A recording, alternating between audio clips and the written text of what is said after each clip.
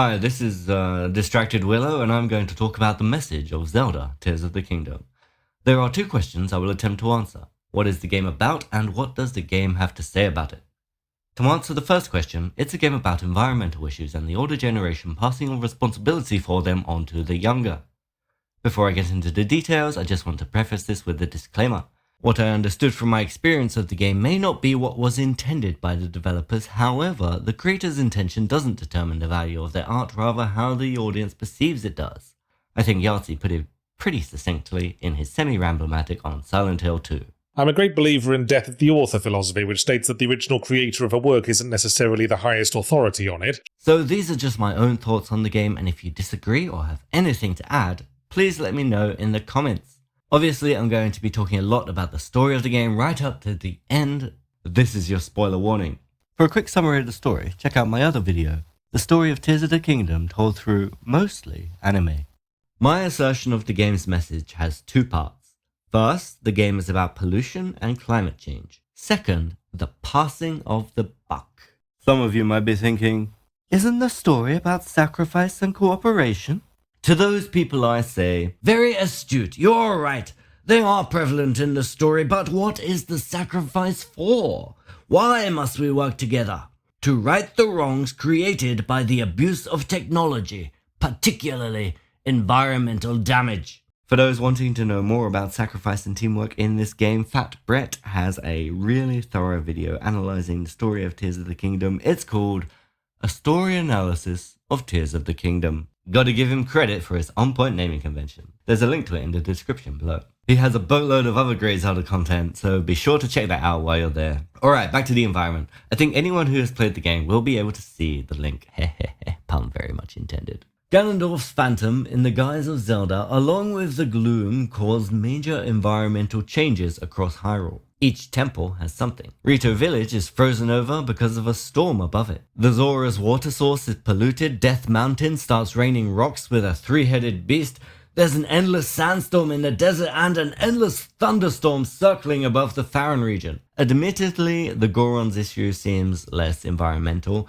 They have some kind of drug problem when you arrive. I assume it's a metaphor for polluting the minds of the masses so they turn a blind eye to the obvious problem right in front of them, much like the dystopia represented in the Little Nightmares games. But all the main questlines have something environmental. 3 out of 5 of the temples have destructive storms, suggesting climate change is the focus. And gloom itself is a pollutant infecting the entire land.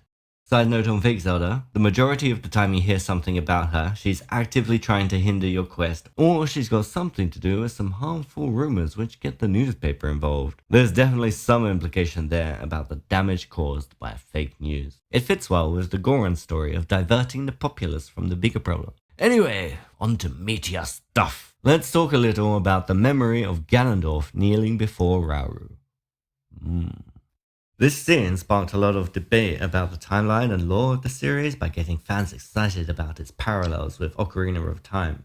But if you look at this from a storytelling perspective, it becomes so much more than that. In story, references to other works, homage if you will, are not just for that little bit of titillation. Rather, they are storytelling shorthand devices to add meaning, depth of theme, and symbolism. If we assume that Tears referenced Ocarina in the latter manner, we can get a clearer picture of what it's about, and to do that we must look at the theming and message of Ocarina of Time. So what happens in Ocarina? Really simply, there's an all-powerful MacGuffin, the Triforce, and whoever gets it will determine the future of the world. The bad guy, in his attempt to get it, causes harm to the deities of nature, then eventually gets it by stealing from a little boy and destroys everything. Then the boy grows up, defeats him, travels back in time, and prevents the bad guy from getting the MacGuffin in the first place. The way I interpret this is as a cautionary tale. It asks the question, how should great power be used? And what would happen if it were used selfishly? It answers, nah, you gotta get on that, nip it in the bud now before it's too late. The Triforce itself, like the Secret Stones, is neither good nor evil. It grants the wish of whoever holds it. When Ganondorf gets it, the land turns to ruins. Noteworthy environmental examples include, but are not limited to, the Great Lake of Hylia drying up, Death Mountain constantly erupting, and Zora's domain being frozen. Ganondorf is like a chaotic force of nature, sowing destruction in his wake. This is reflected in his final transformation as a rampaging beast.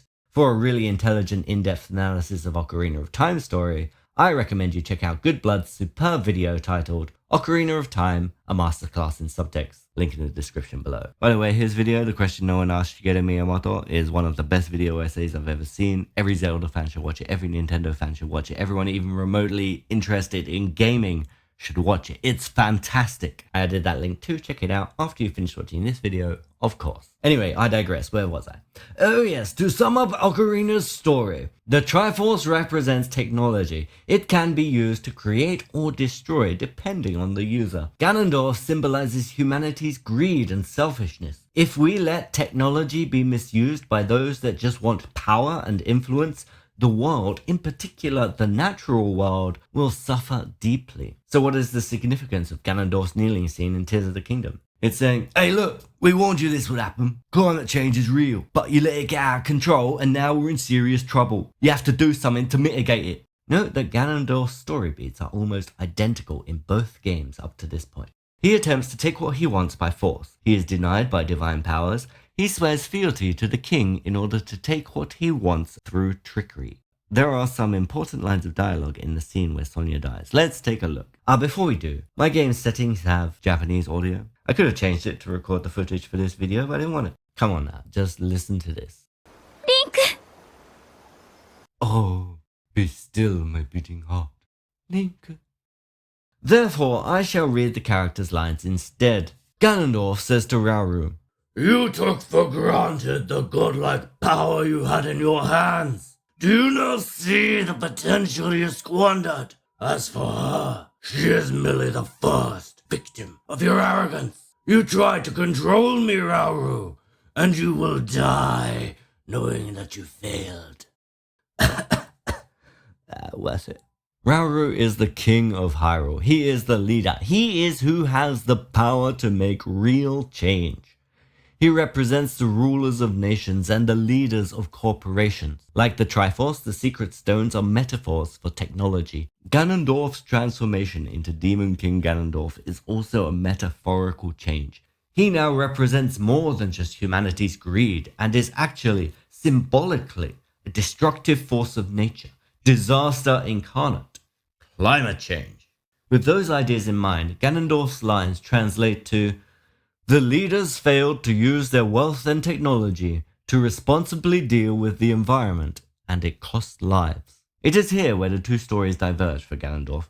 In Ocarina, he is left unchallenged and proceeds to wreak havoc. In Tears, he is confronted by the wielders of the Secret Stones. I guess you could argue that there are 7 Secret Stone users representing the 7 nations of the group of 7, but Ganondorf has one too, so what country does that make him? I don't want to go down that road. Moving on. To passing the buck.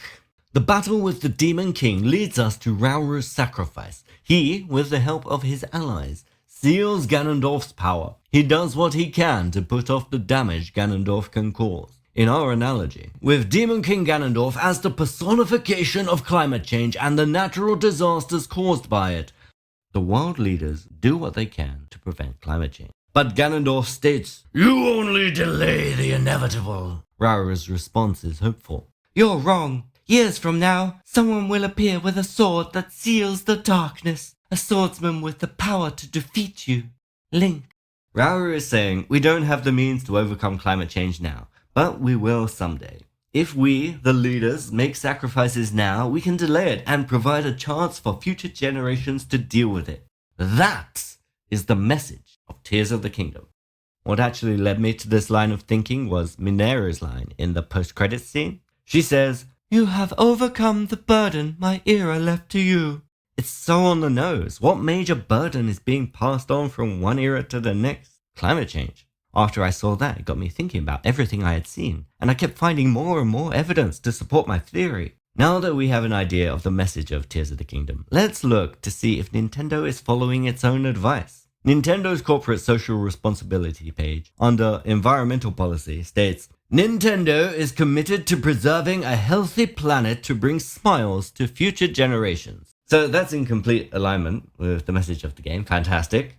And from what I can tell, Nintendo seems to be complying with the regulations to achieve the 1.5 degree target set by the Paris Agreement by using eco-friendly design, manufacturing processes, and waste management. as well as having greener offices installed with sustainable materials and running on renewable energy. With regards to leaders making sacrifices, I'm sure many of you know about the late Nintendo CEO, Satoru Iwata, who took a 50% pay cut in 2013 to avoid having to make layoffs, and other Nintendo executives have taken pay cuts since. Now, I know Nintendo is not a perfect company, but in conclusion, Tears' message states that we should make sacrifices to fix environmental problems and give future generations a chance, and Nintendo's actions appear to reflect that. Before I wrap up, I want to briefly go over the other two major sacrifices in the story. In the final battle with Ganondorf, he sacrifices his humanity to become a mindless beast. Critics of the story of Tears of the Kingdom consistently say that Ganondorf's characterization is lacking, that he's just evil for evil's sake. It's true, I can't deny that, but it could be beneficial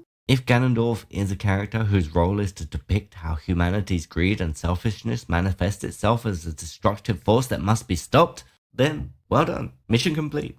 Zelda's sacrificial scene, like Raru's, has her depending on people of the future. Well, Link, who brings the people together to take on Ganondorf, who shall henceforth be referred to as climate change. Her sacrifice is complicated though, and I'm not entirely sure what to make of it. She gives Link the tool he needs to one day solve climate change, but is she doing that as someone from the older generation helping the new generation? She's in the past. Or is she one of the new generation learning from the past to solve a problem given to her by the older generation? Another thing that makes her sacrifice complicated is, after defeating climate change, her sacrifice is undone. She returns to human form and gets to live in her time as if nothing happened. I think due to her time-traveling ability, she assumes roles from both generations at different points in the story. Maybe it's a message to the younger generation saying, the sacrifices you make are for your own future, or that your sacrifice will be rewarded. I don't know, I'm just riffing now. Hey, don't look at me like that. I've done the hard work. I've made the sacrifices. You do the rest. I'd love to hear your thoughts in the comments. I have more to say about other instances of inherited responsibility in Tears, most notably the sages, and I didn't even get to mention Breath of the Wild.